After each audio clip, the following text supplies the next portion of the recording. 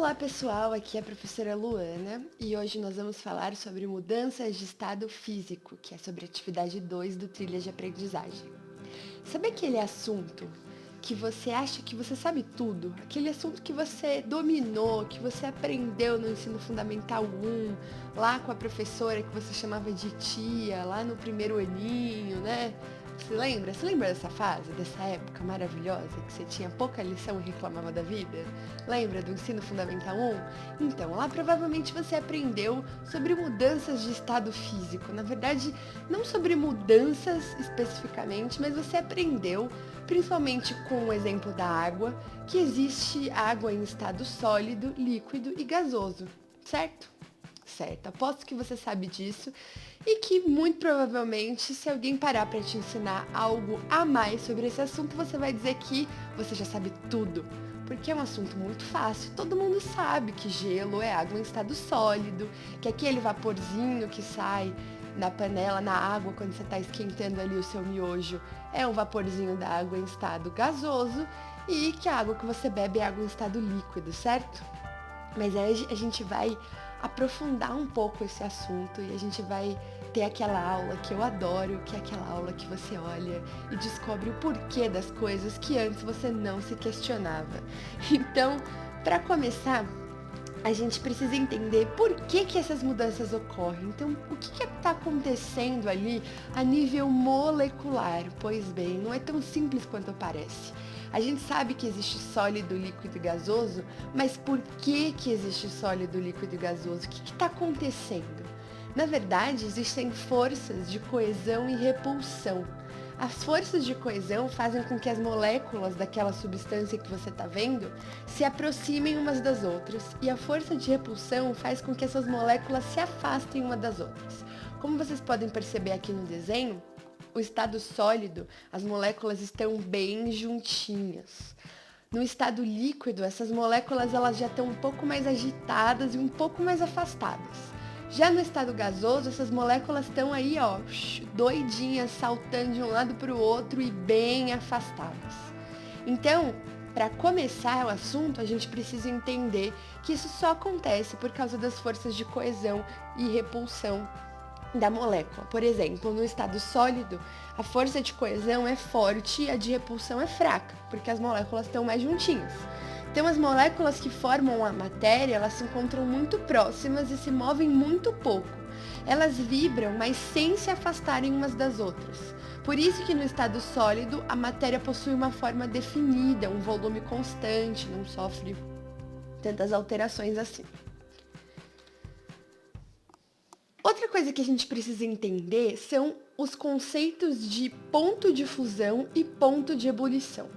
No ponto de fusão, a substância ela muda do estado sólido, ou seja, das moléculas juntinhas, forma definida, para o estado líquido, moléculas já um pouco separadinhas. A força de coesão é menor e a força de repulsão é maior no estado líquido do que no estado sólido. Já o ponto de ebulição se refere à mudança do estado líquido para o gasoso. Então, esses pontos se referem principalmente a um grau na temperatura, e isso vai variar dependendo da substância. Então, por exemplo, na água, que é o exemplo que a gente vai ter aqui, que é uma substância bem conhecida por todos, as moléculas da água, para elas se separarem e saírem ali do ponto sólido para o estado líquido, ela precisa de uma determinada temperatura. E já para ela passar no ponto de ebulição do estado líquido para o estado gasoso, ela precisa de uma outra temperatura. Então, eu vou exemplificar um pouco melhor com essa simulação. Nesse site, esse site é muito legal porque ele apresenta várias simulações de física, de química e de matemática. Eu já deixei para vocês essa indicação, é phet.colorado.edu. O site está em inglês, mas se você usa o Chrome, você consegue traduzir ele automaticamente. Essa aqui é uma simulação de estados da matéria. Então aqui você tem uma determinada substância, que é a água, e as moléculas de água aqui, como vocês podem ver, elas estão dando um formato, né? Estão todas juntinhas aqui, elas estão vibrando bem pouquinho, então a água está no estado sólido.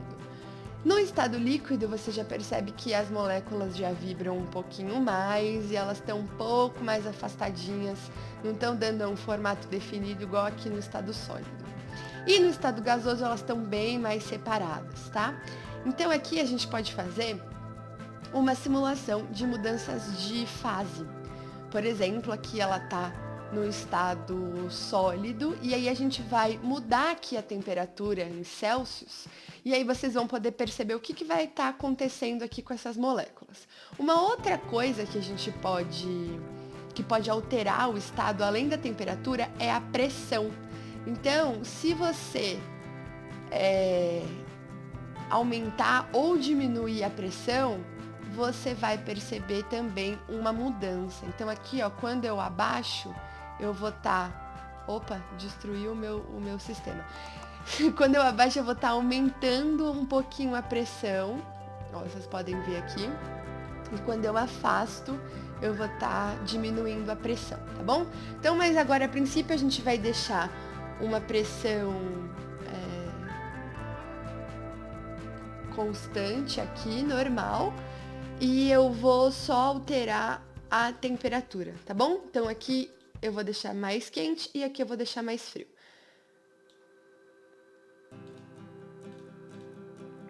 Então vamos lá, a água. Aqui a princípio a gente sabe que ela está em estado sólido. O que vai acontecer se eu aumentar a temperatura? Então aqui a gente sabe que ela está em estado sólido. O que vai acontecer quando eu aumentar um pouquinho a temperatura desse sistema? Ó, vou aumentando aos poucos. Reparem aqui a temperatura, tá? Vou aumentando, aumentando mais um pouco. Ó, aumentei, tá em 1 grau. Olha só. Você já percebeu que mudou um pouquinho aqui a agitação das moléculas? 12, 13. Então aqui a gente pode dizer que a água não está mais em estado sólido, ela está em estado líquido. Se eu aumentar um pouco mais até 100 graus, vamos ver o que vai acontecer. 70, 80, 90, 100. Passei aqui um pouquinho de 100 graus. Vocês percebem, ó, essas moléculas voadoras aqui, ó? Isso aqui, o que está acontecendo? Está passando do estado líquido para o estado gasoso. Então, a gente pode dizer que existe um determinado ponto, uma determinada temperatura, que há essa mudança no estado físico dessa substância que a gente está trabalhando aqui, que é a água. Olha só como está a 135 graus Celsius e as moléculas já estão bem mais afastadas, bem mais agitadas. Então, lembra ali do ponto de fusão e de ebulição? Então, você lembra do ponto de fusão e de ebulição? Então, a gente pode dizer, por exemplo, que o ponto de ebulição da água é 100 graus Celsius. Então, significa que numa pressão normal aqui, na sua casa, por exemplo, se você aquecer a água a mais de 100 graus, a partir de 100 graus ela vai estar mudando do estado líquido para o estado gasoso, tá? E para ir do estado sólido para ir, na verdade, do estado líquido para o sólido, para o estado de congelamento, você precisa esfriar a sua água a partir de 0 graus, tá? Como a gente vai ver aqui na nossa simulação. Eu vou esfriar a água e aí você vai perceber que a agitação vai diminuir, a agitação das moléculas, elas estão ficando mais lentinhas. Aqui eu já tenho, então de 0 a 100, o que eu vou ter é estado líquido. A partir de 100 eu vou ter estado gasoso e menor que 0 eu vou ter o estado sólido. Então aqui, ó, eu vou diminuir um pouquinho mais, ó, tá a -6. Então olha o que está acontecendo, ela já está ficando em estado sólido. A agitação diminui mais ainda e as moléculas vão ficando mais juntinhas, ó. Tá vendo?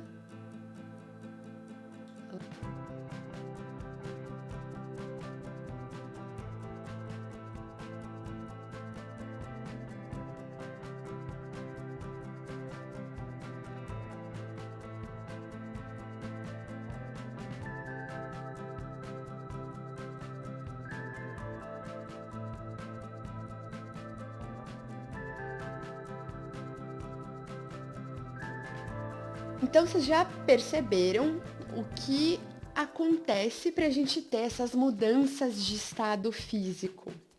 Cada mudança, ela recebe um nome. Então, se eu vou transformar o meu gelo em água líquida, isso aqui vai ser fusão. Se eu for fazer o contrário, transformar a minha água líquida em gelo, o nome disso vai ser solidificação. Se eu for transformar a minha água líquida em vapor, é vaporização. Se eu for transformar o meu vapor em água líquida, então ao contrário, vai ser condensação. Se eu for pular aqui, e passar do vapor para o sólido, o nome é sublimação, e do sólido para o vapor, também vou chamar de sublimação, tá bom? Agora eu vou explicar para vocês um fenômeno incrível chamado supercooled water, ou ponto de supercongelamento, né, da água. Eu não sei se vocês já viram, mas tem um vídeo muito legal no Manual do Mundo que ele ensina como você faz. Você pode olhar lá, ele tenta várias vezes até conseguir, mas eu vou ensinar vocês aqui nesse vídeo também. Esse ponto de superfusão ou superresfriamento, ele consiste em resfriar um líquido abaixo do seu ponto de fusão, sem que ele passe para um estado sólido. Então você vai pegar uma água, ela tem que ser muito purinha, não pode ser água da torneira, porque a água da torneira tem outras substâncias ali misturadas que acabam atrapalhando esse processo. Então tem que ser uma água bem limpinha, mais pura possível.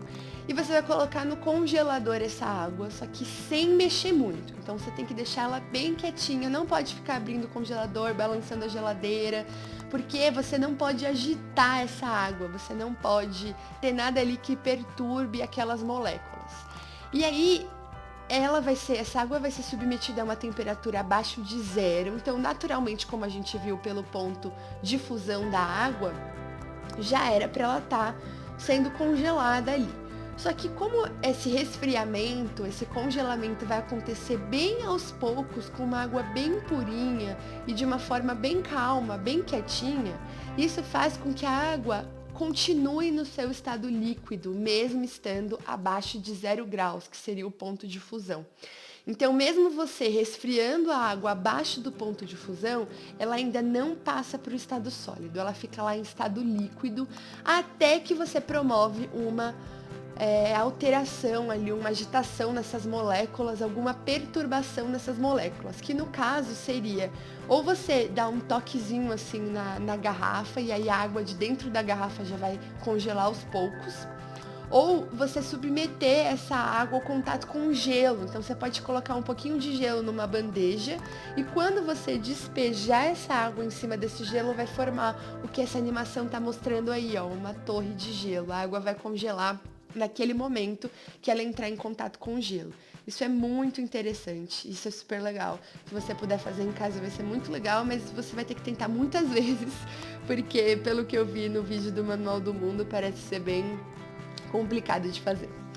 E agora a gente passa para a correção dos exercícios. No primeiro exercício ali, vocês veem duas imagens, meio que um antes e depois, né? Em 1986 você tinha ali uma calota de gelo e depois em 2014 você vê que ela tá um pouco menor.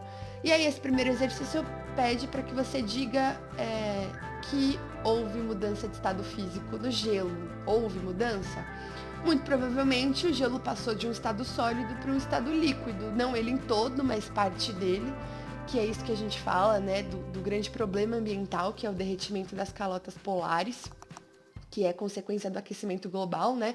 A temperatura vai aumentar e esse gelo que estava lá, tranquilo, de boa, vai acabar derretendo, vai passar do estado sólido para o estado líquido. Como é mesmo o nome dessa mudança de estado quando vai do sólido para o líquido? Fusão, tá bom? Na B, quais as condições do ambiente ao longo desses anos para que isso acontecesse? Como que você explica essa situação? Eu já disse, houve muito provavelmente um aumento de temperatura que causou essa mudança de estado do sólido para o líquido. No próximo exercício também ele é bem simples, você pode dizer que em condições normais de temperatura e pressão, os materiais eles assumem um determinado estado físico, pode ser sólido, líquido e gasoso. E nessas imagens você deveria então dizer qual é o estado físico desses materiais. Então ali a gente tem água líquida, ali do lado a gente tem, não sei se é sal ou açúcar, que está em estado sólido, e o balão. O balão só está subindo porque tem um gás ali dentro do balão e esse gás, obviamente, está em estado gasoso, né? Como o nome mesmo diz. Nesse outro exercício, ele já era um pouquinho mais complicado, talvez. Eu vi que alguns de vocês tiveram alguma dificuldade nesse e no próximo exercício. Então, eu vou explicar, prestar bastante atenção. A gente pode dizer no exemplo ali daquela calota polar, eu não vou me atrever a dizer o nome dessa calota, mas enfim, a gente viu ali no exemplo que o gelo ao longo do tempo ele derreteu. Então, como a gente já falou, isso significa que a água congelada estava no estado sólido e pelo aumento de temperatura naquele ambiente se transformou em água no estado líquido. Você percebeu que essa frase aí já é a resposta dos exercícios anteriores? Então, esse trilha de aprendizagem, vocês têm que perceber que as respostas estão no próprio enunciado do exercício. É um material que você precisa ler com atenção. E mesmo que você não saiba, ou mesmo que você não entenda o que o exercício está pedindo, se você ler mais adiante, você vai perceber essa retomada nesse conteúdo. Você vai conseguir responder. Se você considera apenas a variável de temperatura, então vamos excluir a pressão, né? Que eu falei que também tem influência. Cada material vai possuir um valor específico, né, de temperatura que determina a mudança de estado físico. E aí a gente vai falar de ponto de fusão e ebulição, que eu já expliquei. Para a água, como eu já falei, o ponto de fusão é 0 graus e o ponto de ebulição é 100. E o gráfico a seguir, ele mostra o aumento da temperatura da água no decorrer do tempo. Então ali eu tenho 1, 2 e 3. No ponto 1, você vai perceber que a temperatura está abaixo de 0. De 0, ali fica um pouco constante, de 0 até 100 tem o número 2 e de 100 fica um pouco constante até 140, 160 é o ponto 3. E você vê o PF, que é onde tem o ponto de fusão, que é 0, e o ponto de ebulição, que é 100. Então a pergunta é: qual o estado físico da água nos números 1, 2 e 3? E a resposta é simples. Vamos lá. Finge que você não viu. Sólido, porque a água abaixo de 0 deve estar em estado sólido. Passou, ou seja, subiu a temperatura de 0 até 100, ela permanece em estado líquido. Aumentou um pouco mais, passou de 100, ela vai estar em estado gasoso. Então a resposta é sólido 1, líquido 2, gasoso 3. Esse próximo exercício é uma tabela que representa alguns materiais, diferentes materiais e seus pontos de fusão e ebulição. Você deve informar qual que é o estado físico desses materiais numa temperatura de 30 graus. Então presta atenção aqui. O ferro tem uma temperatura de fusão de 1535 graus e ebulição 2.800 graus. O que isso significa? Lembra que ponto de fusão, você não pode esquecer o que significa aqui nesse exercício ponto de fusão e ponto de ebulição. Então lembra, passar do estado sólido para o líquido é fusão. A 30 graus, como é que o ferro vai estar? Ele vai estar sólido, líquido ou gasoso? Como que ele vai estar a 30 graus? 30 graus é muito abaixo do ponto de fusão, que é 1535. Então, a 30 graus, o ferro vai estar sólido. Deu para entender? Não vou conseguir que você me responda agora, mas eu espero que tenha dado para você entender. Ele só seria líquido a partir de 1535 graus. Você tem que aumentar muito a temperatura. Em 30 graus é uma condição normal, o ferro está normal lá, do jeito que você encontra ele na natureza, em estado sólido. E em 200 graus, então imagina que você bota esse ferro no forno lá e aumenta até 200 graus. O que vai acontecer com o ferro? Nada, vai continuar sólido. Porque, de novo, para ele ser líquido, ele precisava você precisava ter um forno ali que aumentasse a temperatura a mais de 1.500 graus. E gasoso, então, 2.800 graus. Então, A 30 e a 200 graus o ferro vai estar sólido. Baseado nessa mesma lógica, o oxigênio, o ponto de fusão dele é menos 219, olha só, muito frio. E o ponto de ebulição dele é menos 182. Então, a 30 graus, o oxigênio é um pouco... É fácil até da gente entender, porque a gente tem oxigênio aqui em estado gasoso, obviamente, e é por isso que a gente consegue sobreviver, que a gente consegue respirar. Então, 30 graus, quando faz 30 graus, por acaso você vê o oxigênio em outro estado, sem ser gasoso? Inclusive, você nem consegue ver, né, porque ele é um gás. Então, não. Então, a 30 graus ele está gasoso. A 200 graus ele vai continuar gasoso também, porque ele só vai mudar de estado se você deixar o negócio aqui muito frio, entendeu? Ó, menos 219, menos 182 graus. O metanol é um álcool, ele também tem ali o seu ponto de fusão de 1900... Ele também tem o ponto de fusão de menos 97 graus, então precisa estar muito frio. E o ponto de ebulição é de 64,7 graus. Então, olha só, o estado físico dele a 30 graus é líquido. E o estado dele a 200 graus Celsius é gasoso. Por quê? Porque a partir de 64 graus Celsius ele já tem um ponto de ebulição ali que ele vai passar do estado líquido para o estado gasoso. Então, a 200 graus é um pouco acima do ponto de ebulição, vai ser gasoso. O vidro, ele tem um ponto de fusão de 1250 graus. Então, o vidro ele vai deixar de ser sólido se você o aquecer a partir ali de 1250 graus. E ele não tem ponto de ebulição, ou seja, não tem nada que você faça para o vidro virar um gás. Então, qual é o estado físico do vidro a 30 graus? É sólido, certo? E a 200 é sólido também, porque para ele ser líquido ele tem que ser aquecido a 1250 graus. E o etanol? O etanol é o álcool,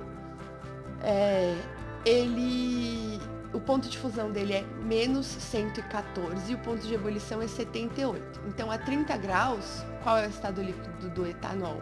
Opa, já dei a resposta. Qual é o estado físico do etanol a 30 graus? É líquido.